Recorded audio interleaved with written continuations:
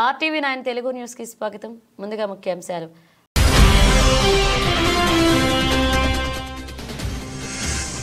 Great service society వారి ఆధ్వర్యంలో high స్కూల్లో విద్యార్థులకు రగ్గులు మరియు హైజీనిక్ కిట్లు ప్యాకెట్లు పంపిణీ చేశారు.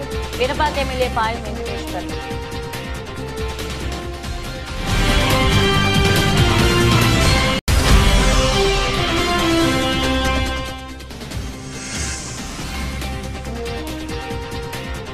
సిఐటి యూనియన్ ఆధ్వర్యంలో ఎమ్మెల్యేస్ పాయింట్ అస్మాపురం వద్ద జనవరి 1వ తారీఖు నుండి నిరవధిక సమ్మె.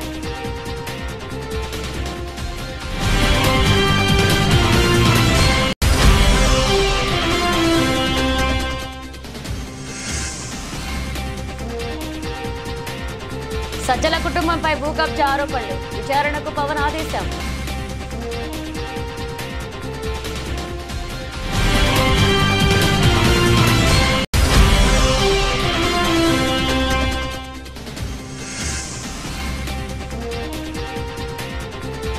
ఎమ్మెల్సీ కవిత నేతృత్వంలో బీసీ మహాసభ, సర్పంచుల సంఘం పలు బీసీ సంస్థల సంఘీభావం. తెలంగాణ ప్రభుత్వం మహిళలకు అన్ని రంగాలకు ప్రాధాన్యత ఇస్తుందని మంత్రి పొన్నం ప్రభాకర్ అన్నారు. సిద్దిపేట జిల్లా అక్కన్నపేట మండల కేంద్రంలో భారతదేశ తొలి మహిళా ఉపాధ్యాయురాలు సావిత్రిబాయి పూలే 194వ జయంతి సందర్భంగా ఆమె చిత్రపటానికి పూలమాలలు వేసి నివాళులర్పించారు. సావిత్రిబాయి పూలే మహిళలు చదువుకోవాలని నినాదించి సమాజంలో మేము సగమని ఎదగడానికి కారకులయ్యారని అన్నారు. సావిత్రిబాయి పూలే మహిళలు కూడా చదువుకోవాలని నినదించి ఈరోజు సమాజంలో మేము సగం అనేటువంటి పరిస్థితికి ఎదగడానికి కారకులైనటువంటి సావిత్రిబాయి పూలే జయంతి సందర్భంగా వారికి ఘనంగా నివాళులర్పిస్తా ఉన్నాం. వారిని తెలంగాణ ప్రభుత్వం పక్షాన గౌరవించుకొని మహిళా ఉపాధ్యాయ దినోత్సవం కూడా ప్రకటించినాం. వారి పట్ల అపారమైన గౌరవం ఉంది. ఈరోజు తెలంగాణ ప్రభుత్వం తరఫున మహిళా ఉపాధ్యాయ దినోత్సవంతో పాటుగా రాష్ట్రం మొత్తం అధికారికంగా వారిని గౌరవించే విధంగా కార్యక్రమాలు చేస్తూ ఉన్నాం. తప్పకుండా సావిత్రిబాయి పూలే ఏ మార్గదర్శకత్వం చేసిందో ఆ సూచన మేరకు ఈరోజు ప్రపంచ స్థాయిలో మహిళలందరూ కూడా పోటీ పడే విధంగా మన భారత మహిళలు అన్ని రంగాల్లో మేము ఉన్నామంటూ ముందుకు వస్తూ ఉన్నారు. నేను భవిష్యత్తులో మరింతగా మహిళలకు సంబంధించి ఇంకా అన్ని రంగాల్లో అవకాశాలు దొరికిపుచ్చుకునేటువంటి విధంగా ఎదగాలని కోరుకుంటూ ఇప్పటికే తెలంగాణ ప్రభుత్వం అన్ని రకాల మహిళలకు ప్రాధాన్యత ఇస్తూ ఉంది.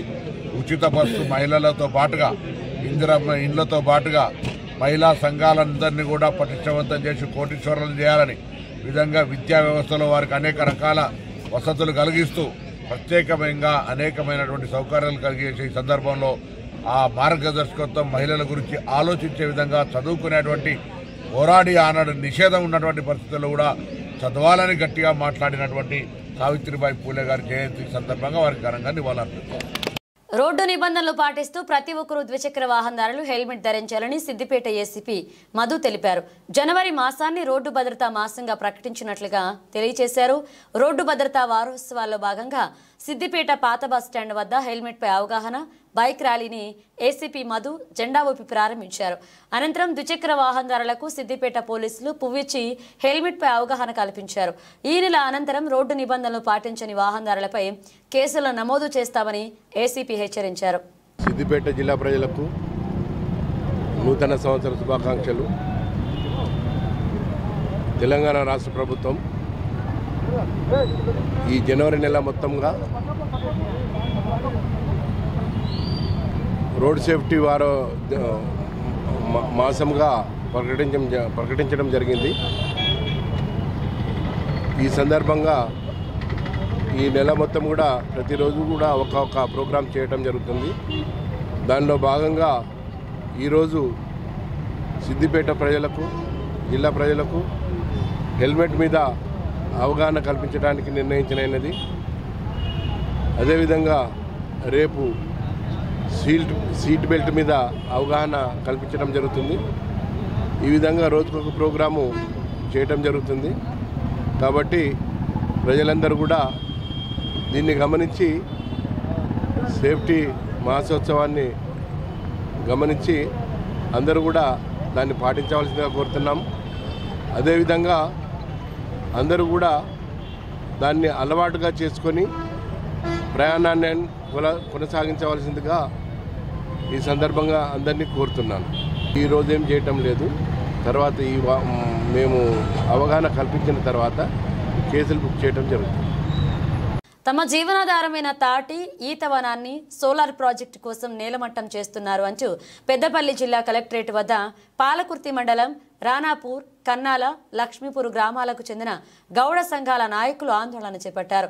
తరతరాలుగా కులవృత్తిని నమ్ముకుని జీవిస్తున్న తమకు జీవనాధారమైన తాటి ఈత చెట్లను రాత్రి వేళల్లో ఎన్టీపీసీ అధికారులు ఎలాంటి సమాచారం ఇవ్వకుండా నేలమట్టం చేస్తున్నారు అని ఆరోపించారు.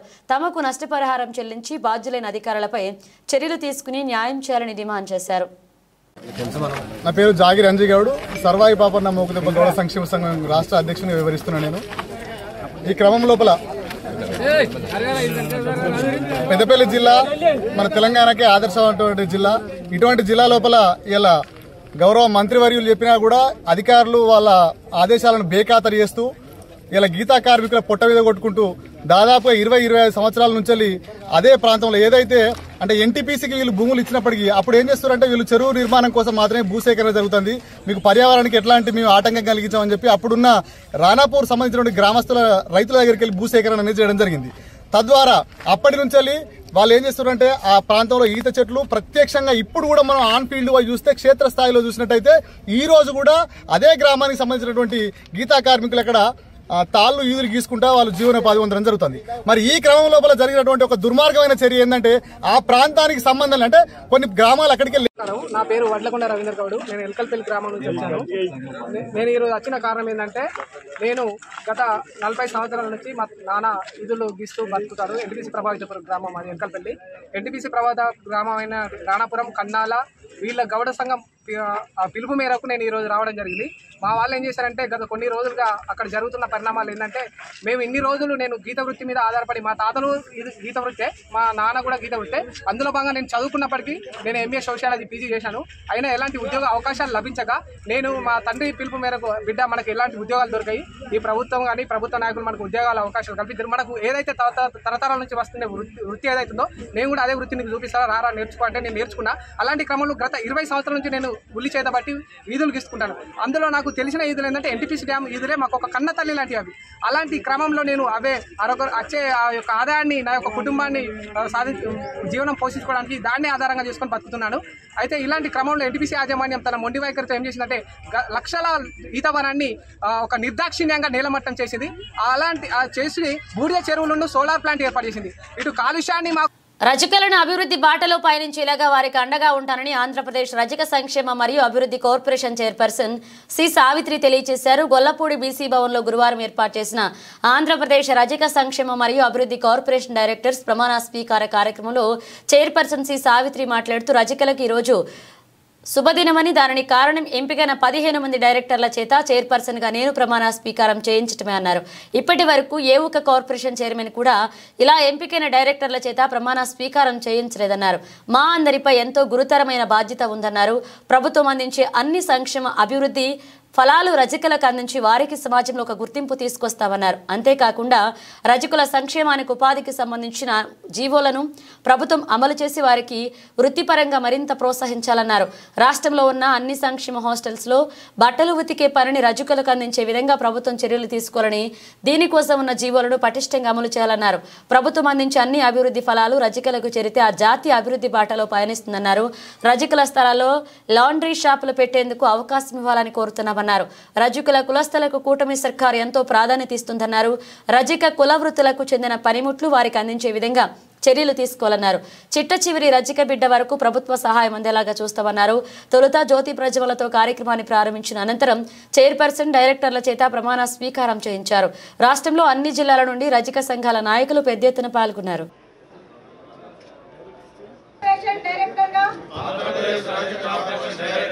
నిజమైన విశ్వాసం విధేయత చూపుతానని ఆంధ్రప్రదేశ్ రజక కార్పొరేషన్ సంక్షేమం మరియు అభివృద్ధి కార్పొరేషన్ విధి విధానాలను కర్తవ్యాలను శ్రద్ధతో అంతఃకరణ శుద్ధితో శుద్ధితో నిర్వహిస్తానని భయం కానీ పక్షపాతం కానీ రాగ ద్వేషాలు కానీ లేకుండా ఆంధ్రప్రదేశ్ రాష్ట్ర రజక అభివృద్ధి కార్పొరేషన్ యొక్క మార్గదర్శకాల ప్రకారం ప్రభుత్వం విధి విధానాలను అమలు చేస్తానని దైవ సాక్షిగా ప్రమాణం చేస్తున్నాను.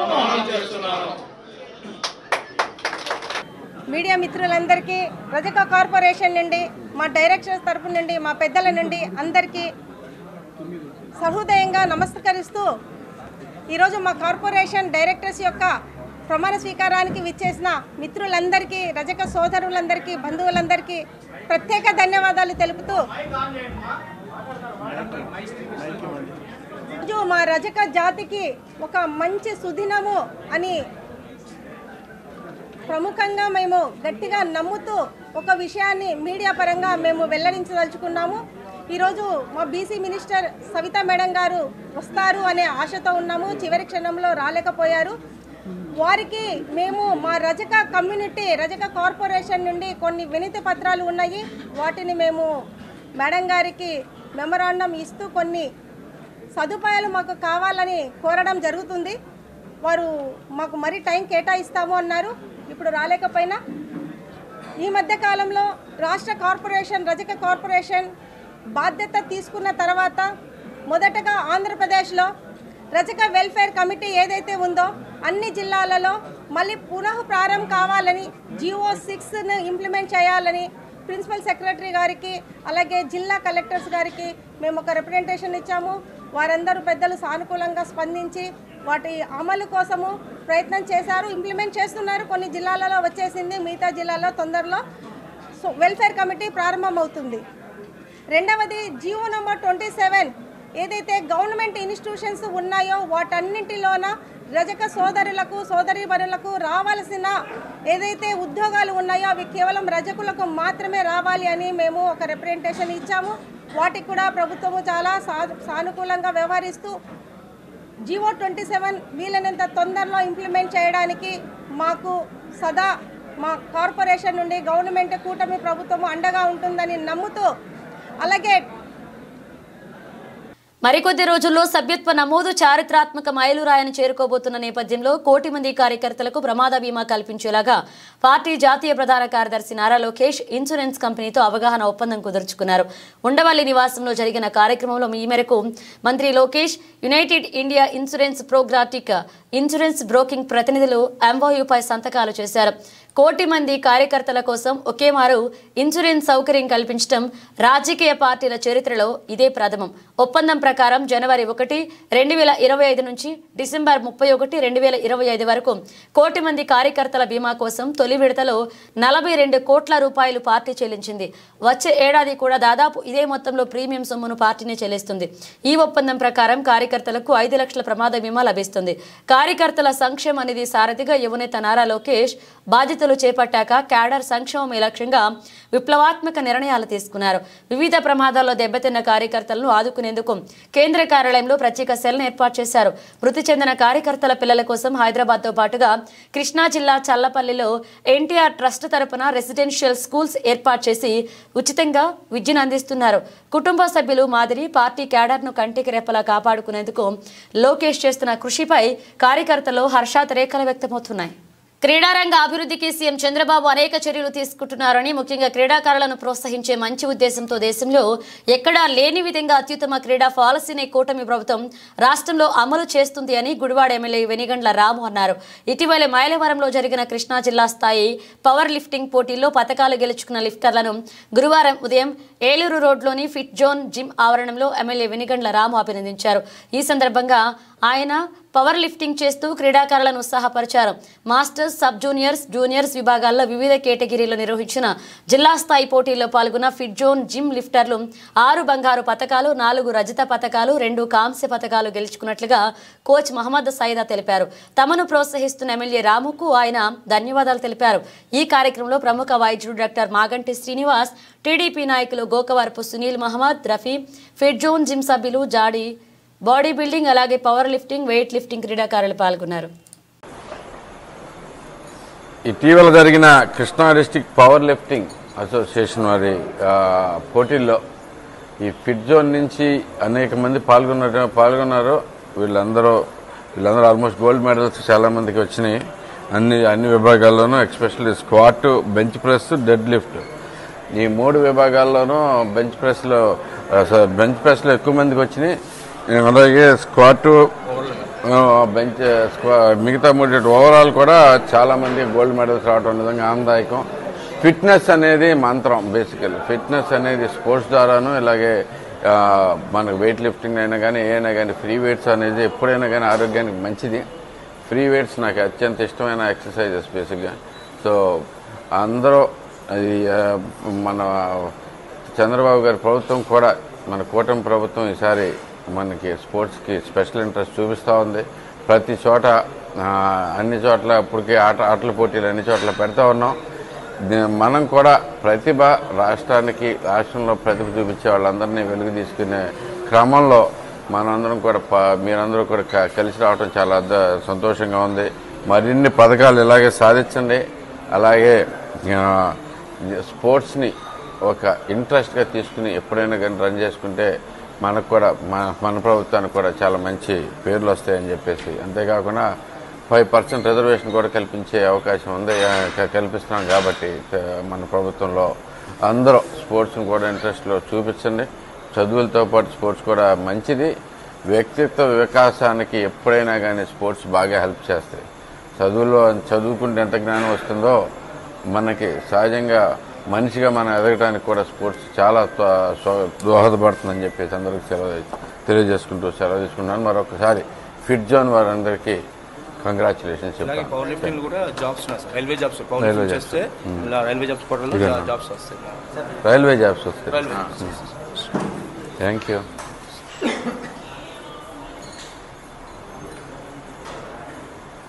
బోర్డర్ గవాస్కర్ ట్రోఫీ సిరీస్లో భాగంగా సిడ్నీ వేదికగా జరుగుతున్న 5వ టెస్టులో భారత బ్యాటర్ రిషబ్ పంత్ గాయపడ్డాడు. ఆసీస్ పెసర్ మిచెల్ స్టార్ విసిరిన బంతి పంత్ మోచేతి పైన తాగడంతో వెంటనే వాపు వచ్చేసింది. ఆ నొప్పితో పంత్ విలవిల్లాడాడు. బంతి తగిలిన చోట పెద్ద మచ్చలా ఏర్పడింది. వెంటనే సిబ్బంది వచ్చి చికిత్స అందించారు. ఆ తర్వాత పంత్ తిరిగి ఆటను కొనసాగించాడు. 35వ ఓవర్ 3వ బంతికి ఇలా పంత్ గాయపడ్డాడు. బంతి బలంగా తాకడంతో వెంటనే స్టార్క్ పంత్ వద్దకు వచ్చి పరిస్థితిని అడిగి తెలుసుకున్నాడు. ఈ మ్యాచ్లో టాస్ గెలిచి బ్యాటింగ్ చేస్తున్న టీమిండియా 72 పరుగులకే కీలకమైన 4 వికెట్లు పారేసింది. ఒక ఓపెనర్లు కేఎల్ రాహుల్, ఎస్ఎస్వి జైస్వాల్ తక్కువ స్కోర్లకే పెవిలియన్ చేరారు. ఆ తర్వాత క్రీజులోకి వచ్చిన శుభమన్ గిల్, విరాట్ కోహ్లీ కూడా నిరాశపరిచారు. అయితే పంత్, రవీంద్ర జడేజా చాలాసేపు క్రీజులో పాతుకుపోయారు. మరొక వికెట్ పడకుండా ఈ ద్వయం ఆచితూచి ఆడింది. సంధ్య థియేటర్ కేసులో హీరో అల్లు అర్జున్ రెగ్యులర్ బెయిల్పై నాంపల్లి కోర్టు మరి కాసేపట్లో తీర్పు వెలువరించనుంది. ఇప్పటికే ఇరువైపులా వాదనలు విన్న న్యాయస్థానం తీర్పును శుక్రవారానికి వాయిదా వేసింది. ఇదే కేసులో బన్నీకి హైకోర్టు మధ్యంతర బెయిల్ ఇచ్చిన విషయం తెలిసిందే. కాగా పుష్ప 2 బెనిఫిట్ షో సందర్భంగా సంధ్య థియేటర్ వద్ద జరిగిన తొక్కిసలాట ఘటనలో రేవతి అనే మహిళ మృతి చెందింది. ఆమె మరణానికి కారణం అంటూ అల్లు అర్జున్ పై చిక్కడపల్లె పోలీసులు కేసు నమోదు చేశారు. ఇక రాంపల్లి కోర్టు రిమాండ్ విధించడంతో ఆయనను పోలీసులు చెంచల్గూడ జైలుకు తరలించారు. అయితే హైకోర్టు మధ్యంతర బెయిల్తో ఆయన విడుదలయ్యారు. మరోవైపు నాంపల్లి కోర్టు విధించిన రిమాండ్ ముగియడంతో రెగ్యులర్ బెయిల్ కోసం పిటిషన్ దాఖలు చేశారు. కేసు విచారణకు ఆయన వర్చువల్ గా హాజరయ్యారు.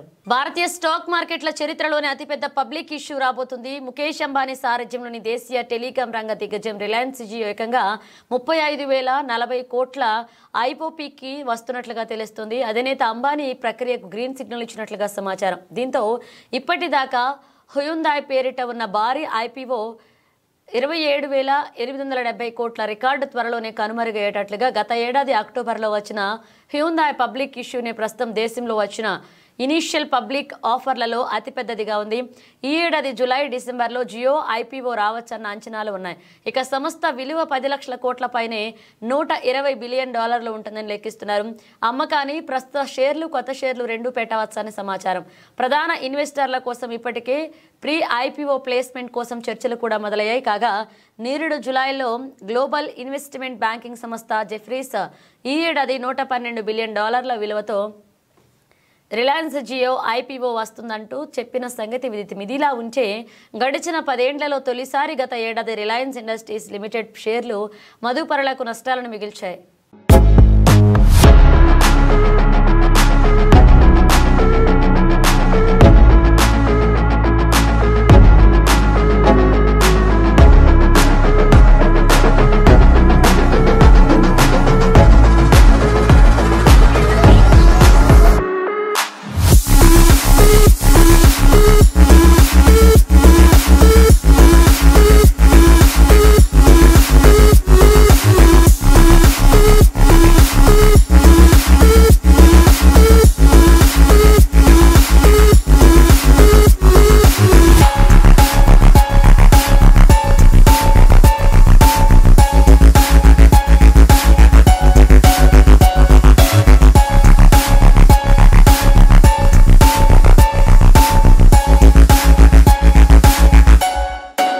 భద్రాద్రి కొత్తగూడెం జిల్లా మనుగూరు మండలం పరిధిలోని మనుగూరు జడ్పీహెచ్ఎస్ హై స్కూల్లో గ్రేస్ సర్వీస్ సొసైటీ వారి ఆధ్వర్యంలో హై స్కూల్లో విద్యార్థులకు రగ్గులు మరియు హైజీనిక్ గిఫ్ట్ ప్యాకెట్లను పంపిణీ చేశారు. పినపాక ఎమ్మెల్యే పాయం వెంకటేశ్వర్లు వారు మాట్లాడుతూ గ్రేస్ సర్వీస్ సొసైటీ వారు అనేక సేవా కార్యక్రమాలు చేస్తున్నారు. తల్లిదండ్రులు లేని పిల్లలను చదివిస్తూ నిరుపేద కుటుంబాల పిల్లలకు ఉచిత విద్యను అందిస్తూ అనేక సేవా కార్యక్రమాలు చేస్తున్న గ్రేస్ సొసైటీ అధ్యక్షులు ఎంఎల్ ప్రసాద్ సంస్థను అభినందించారు. కాంగ్రెస్ ప్రభుత్వం విద్యార్థులకు పెద్దపీట వేసిందని ఈ జడ్పీహెచ్ఎస్ స్కూల్కి 20 లక్షల ఖర్చుతో మంచినీటి సదుపాయం, విశాలమైన గ్రౌండ్కి ఉపాధ్యాయుల కోరిక మీద నిధులు మంజూరు చేసి విద్యార్థులకు అందుబాటులో తీసుకొచ్చామని, విద్యార్థులు ఆటపాటాలతో కూడా ఉత్సాహంగా పాల్గొనాలి అని, ఉపాధ్యాయులు చెప్పే పాఠాలను శ్రద్ధగా విని ఉన్నత శిఖరాలకు చేరి మంచి ఉద్యోగాలు సాధించి భారతదేశానికి మీ కుటుంబానికి ఆదర్శంగా నిలవాలన్నారు. ఈ కార్యక్రమానికి Manuguru MEO Swarnalatha, ZPHS school HM Nagajyothi, grace service society అధ్యక్షులు ఎంఎల్ ప్రసాద్, మనుగూరు మండల కాంగ్రెస్ పార్టీ అధ్యక్షులు పిననరి నవీన్, కాంగ్రెస్ పార్టీ మండల నాయకులు, మహిళా నాయకులు, కార్యకర్తలు పాల్గొన్నారు. పాల్గొన్నటువంటి హెచ్ఎం గారు, ఎంఈఓ గారు, గ్రేస్ మరి వాళ్ళ society grace service society working president ML Prasad గారు, గ్రేస్ హాస్టల్స్ ఐటీఐ నిర్వహిస్తున్నటువంటి నిర్వాహకులు పుల్లారావు గారు, అదేవిధంగా హరీష్ గారు, సామేల్ గారు,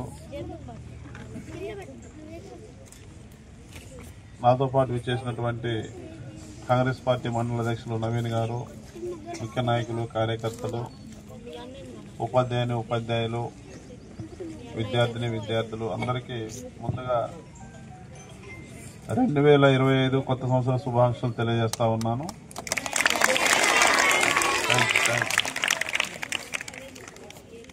ఈరోజు జనవరి 2వ తారీఖు కొత్త సంవత్సరంలో నిన్నే అడుగుపెట్టాం. మనం వీడ్కోలు కూడా ఘనంగా పలికాం. మనం మన ప్రాంతంలో, మన తెలంగాణ వ్యాప్తం కూడా 2023 ఎండింగ్ రోజున తెల్లవారులు సంబరాలు సరదాలతోని దేశం మొత్తం, ప్రపంచం మొత్తం కూడా కొత్త సంవత్సరానికి వెల్కమ్ చెప్పడం జరిగింది. 2024 సంవత్సరంలో మనం మంచి చెడు సుఖాలు సంతోషాలు అన్నీ కూడా అనుభవించి ఒక మెమొరీగా మనల్ని వదిలేసి వెళ్ళింది 2024 సంవత్సరం. అవన్నీ కూడా మనకు జీవితంలో మరచిపోలేనటువంటి జ్ఞాపకాలు.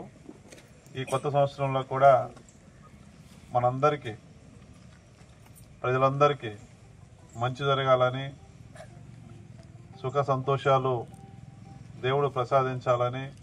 కామారెడ్డి బీసీ డిక్లరేషన్ అమలుతో పాటుగా స్థానిక సంస్థల ఎన్నికల్లో బీసీలకు 42% రిజర్వేషన్లు అమలు చేయాలన్న ప్రధాన డిమాండ్లతో ఎమ్మెల్సీ తెలంగాణ జాగృతి అధ్యక్షులు కల్వకుంట్ల కవిత రాష్ట్ర ప్రభుత్వంపై రణబేరీ మోగించారు. ఈ విషయాల్లో గత కొన్నాళ్లుగా బీసీలో చైతన్యం తీసుకొస్తున్న ఆమె శుక్రవారం హైదరాబాద్లో పెద్ద ఎత్తున బీసీ మహాసభ నిర్వహణకు ముందుకొచ్చారు.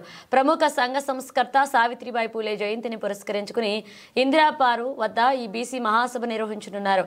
కవిత పిలుపు మేరకు ఇప్పటికే వివిధ బీసీ ప్రజా సంఘాలు మహాసభకు సంఘీభావం ప్రకటించాయి. తాజాగా గురువారం మరొక 2 సంఘాలైన విద్యార్థి జేఏసీ, అంబేద్కర్ యువజన సంఘాలు తమ సంపూర్ణ మద్దతును ప్రకటించాయి. ఎమ్మెల్సీ కవిత తలపెట్టిన బీసీ మహాసభ కార్యక్రమానికి గురువారం సాయంత్రం వరకు పోలీసులు అనుమతి ఇవ్వకపోవడంపై సర్వత్రా ఉత్కంఠ నెలకొంది. ముందుగా నిర్ణయించిన కార్యక్రమానికి అనుమతి ఇవ్వకపోవడంపై బీసీ సంఘాల ప్రతినిధులు ఆందోళన నెలకొంది. దీంతో ప్రభుత్వ తీరుపై బీసీ సంఘాలు తీవ్రంగా మండిపడ్డాయి. భద్రాద్రి కొత్తగూడెం జిల్లా అస్ఫాపురం మండలంలో తెలంగాణ సివిల్ సప్లై జీసీసీ హమాలీ వర్కర్లు యూనియన్ సిఐటియు యూనియన్ ఆధ్వర్యంలో ఎంఎల్ఎస్ పాయింట్ అస్ఫాపురం వద్ద జనవరి 1వ తారీఖు నుండి నిరవధిక సమ్మె కొనసాగిస్తూ వాళ్ల న్యాయమైన డిమాండ్లు పరిష్కరించాలని డిమాండ్ చేశారు. 1-3-10-2024 జరిగిన వేతన ఒప్పందం ప్రకారం జీవో విడుదల చేయాలని, అలాగే సివిల్ సప్లై హమాలీల వలె జీసీసీ హమాలీలకు పీఎఫ్ సౌకర్యం కల్పించాలని, సివిల్ సప్లై జీసీసీ హమాలీలకు పని భద్రత కల్పించాలని, జీవో ప్రకారం జనవరి 2025 నుండి ఏరియర్స్తో సహా చెల్లించాలని, 60 సంవత్సరాల పైబడిన హమాలీలకు పింఛన్ సౌకర్యం కల్పించాలని తదితర డిమాండ్లను పరిష్కరించాలని డిమాండ్ చేశారు. ఈ కార్యక్రమంలో హమాలీలు ఐలయ్య, లింగయ్య, ఉప్పలయ్య, శ్రీను, లింగారెడ్డి పాల్గొన్నారు. వైసీపీ కీలక నేత సజ్జల రామకృష్ణారెడ్డి కుటుంబంపై భూ కబ్జా ఆరోపణలు వచ్చాయి. కడప శివార్లో 52 ఎకరాల చుక్కల భూములు, అటవీ భూములు, ప్రభుత్వ భూములను సజ్జల కుటుంబీకులు ఆక్రమించుకున్నారు అంటూ వచ్చిన ఆరోపణలు రాజకీయంగా కలకలం రేపుతున్నాయి. ఈ కబ్జా వ్యవహారంపై ఏపీ ప్రభుత్వం సీరియస్ అయింది. భూ కబ్జా వ్యవహారంపై విచారణ జరపాలి అంటూ డిప్యూటీ సీఎం పవన్ కళ్యాణ్ ఆదేశాలు జారీ చేశారు. సజ్జల కుటుంబం కబ్జాలపై పూర్తి నివేదిక ఇవ్వాలని అటవీ రెవెన్యూ శాఖ అధికారులను ఆదేశించారు. పేదల ప్రభుత్వ భూముల జోలికి ఎవరు వచ్చినా సహించేది లేదు అని ఆయన హెచ్చరించారు. డిప్యూటీ సీఎం ఆదేశాలతో అధికారులు విచారణకు నిమిత్తం రంగంలోకి దిగారు. ఫారెస్ట్ రెవెన్యూ అధికారుల భూములను సర్వే చేస్తున్నారు. మరొక వైపు ఈ భూముల్లోనే సజ్జల గెస్ట్ హౌస్ కట్టుకున్నట్లుగా తెలుస్తోంది. ఇటీవలే దక్షిణ కొరియా, కజకిస్తాన్లలో వరుసగా జరిగిన ఘోర విమాన ప్రమాద ఘటనలను మరువక ముందే అమెరికాలో మరొక ప్రమాదం జరిగింది. దక్షిణ కాలిఫోర్నియాలో ఒక చిన్న విమానం ఘోర ప్రమాదానికి గురైంది. ఓ భవనం రూప్ టాప్ పై ఫ్లైట్ కుప్పకూలింది. దుర్ఘటనలో 2 వ్యక్తులు మృతి చెందారు. 18 మంది తీవ్రంగా గాయపడ్డారు. పుల్లెర్టోన్లోని ఆరెంజ్ కౌంటీ సిటీలో ఈ ప్రమాదం జరిగింది. గురువారం మధ్యాహ్నం 2:09 గంటల సమయంలో ఘటన జరిగిందని పోలీసులు వివరించారు. పుల్లెర్టోన్ మున్సిపల్ ఎయిర్పోర్ట్కు సమీపంలో ప్రఖ్యాత డిస్నీల్యాండ్ పార్కుకు 10 కిలోమీటర్ల దూరంలో ఈ ప్రమాదం జరిగిందని పోలీసులు వివరించారు. క్షతగాత్రాలను తక్షణమే హాస్పిటల్కి తరలించినట్లుగా పేర్కొన్నారు. విమానం కూలిన చోట భారీగా మంటలు ఎగిసిపడ్డాయని, దట్టమైన పొగ ఆవరించిందని సమాచారం అందిన వెంటనే ఘటనా స్థలానికి చేరుకుని ఆర్పివేశామని పోలీసులు తెలిపారు. భద్రతా నిమిత్తం చుట్టుపక్కల భవనాల్లో జనాలను ఖాళీ చేయించామన్నారు. విమానం కూలిన భవనం కమర్షియల్ సముదాయమని, బిల్డింగ్ కొంతమేర దెబ్బతిందని పోలీసులు పేర్కొన్నారు.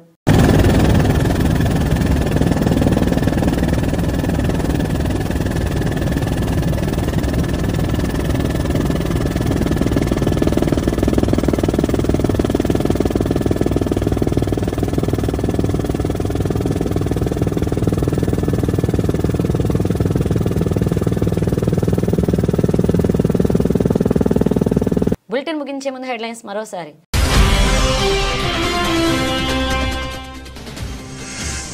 గ్రేట్ సర్వీస్ సొసైటీ వారి ఆధ్వర్యంలో హై స్కూల్లో విద్యార్థులకు రగ్గులు మరియు హైజీనిక్ కిట్లు ప్యాకెట్లు పంపిణీ చేశారు. వినపాక ఎమ్మెల్యే పాయం వెంకటేశ్వర్.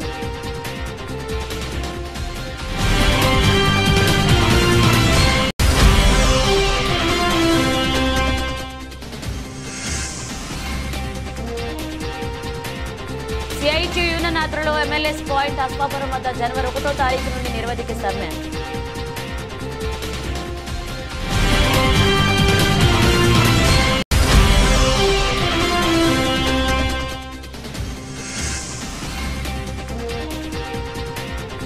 సజ్జల కుటుంబంపై భూ కబ్జా ఆరోపణలు, విచారణకు పవన్ ఆదేశం.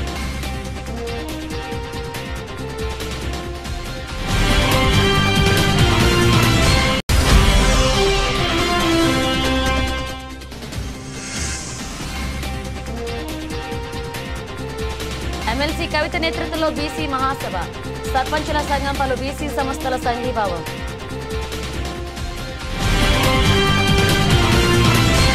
ఇవి బులెటిన్ అప్డేట్స్. మరిన్ని అప్డేట్స్తో మళ్ళీ కలుద్దాం.